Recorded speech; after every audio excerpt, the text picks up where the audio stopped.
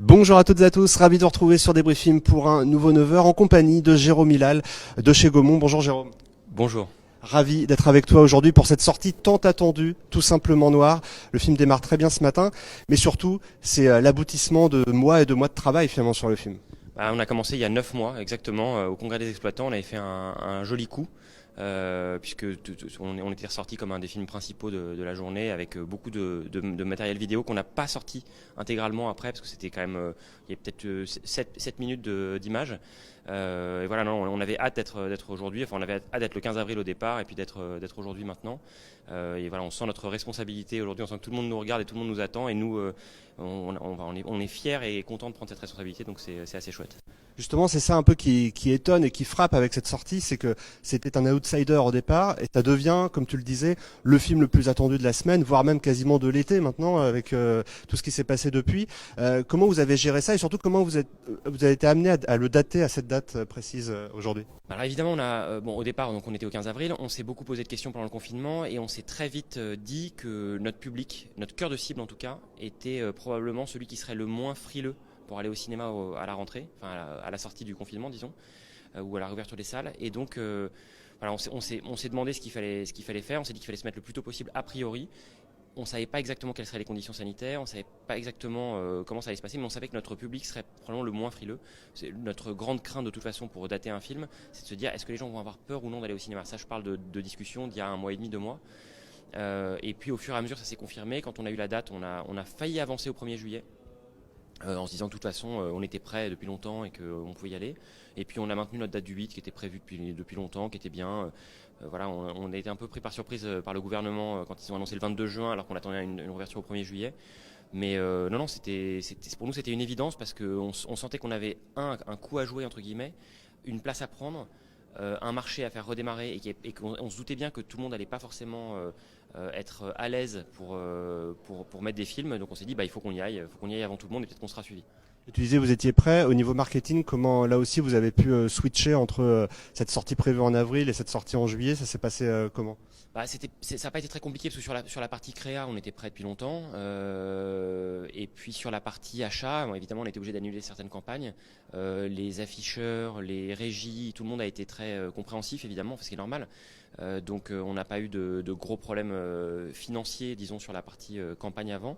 Comme de toute façon, on communique de plus en plus tard, au 15 avril, finalement, on n'avait engagé qu'une petite partie de nos dépenses. Parce que ça sert plus à rien de faire des campagnes sur 6 mois. Et donc on a juste rebasculé une partie de notre budget en digital. On n'a pas pu acheter en salle évidemment. Donc on a rebasculé une partie de notre budget en digital. On a remis un petit peu d'affichage. On a voulu événementialiser un petit peu disons, on a voulu s'approprier la réouverture des cinémas et donc on a acheté des grandes bâches.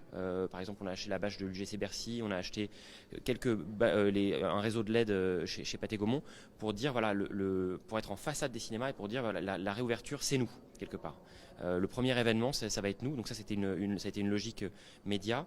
Et puis on a voulu faire un événement, donc on a acheté des bâches sur le périph', on a essayé de grossir un petit peu l'événement et on savait qu'en presse ça se passerait bien. Il se trouve que la conjoncture et le contexte ont augmenté l'événement presse puisque tout le monde s'est emparé du film, ce qui c'était pas un souhait. Et le film il a été tourné il y a 1 an. Il raconte exactement des choses qui sont d'actualité aujourd'hui. C'est un hasard du calendrier. Et d'ailleurs, c'est bien aussi de rappeler que tout l'affichage et toutes les créas étaient déjà prêtes avant le mouvement Black Lives Matter, parce qu'effectivement, on aurait pu penser, certains, que c'était de la récup ou autre, mais en tout cas, pas du tout. Ah non, tout était prêt, on avait le même discours, on tenait le même discours si on sortait le 15 avril, on tenait le même discours et sans le contexte. Là, en l'occurrence, voilà, Jean-Pascal se retrouve au centre de quelque chose qui est ce qu'il voulait dénoncer et qui est le message qu'il voulait porter, mais avec une résonance beaucoup plus forte. Et on peut signaler que les circuits M, vous voyez le logo UGCM, CGR adore également. Vous êtes sorti sur combien de copies au final?